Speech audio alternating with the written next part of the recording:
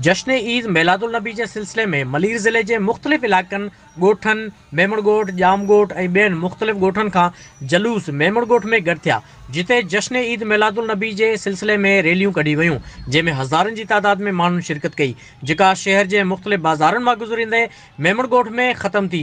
ॿिए तरफ़ रैली गुलशन हदीद steel town में पिण जश्न ईद मिलादुल नबी के सिलसिले में रैलियूं कढी वयूं ऐं जमात अहले सुन्नत के मरकज़ी अगवान मौलाना अकरम सईदी उन मौके ते खिताब कंदे चयो त रबीउल अव्वल जो महीनो सभिनी महीननि खां अफ़ज़ल महीनो आहे। इन महीने में हज़रत मोहम्मद मुस्तफ़ा सल्लल्लाहु अलैहि वसल्लम की विलादत थी, जंहिंजी ख़ुशीअ में असां झूमी झूमी ख़ुशियूं मल्हाईंदा आहियूं। उन मौके ते मौलाना असगर सईदी, मौलाना रफ़ीक ज़मज़मा वारो ऐं ॿिया पिण गॾु हुआ। ॿिए तरफ़ रेंजर्स ऐं पुलिस के हवाले सां सिक्योरिटी जा इंतज़ाम पिण सख़्त कया विया हुआ। कैमरामैन मुमताज़ चाडियो सां गॾु फिदा शेख, मलीर, कराची।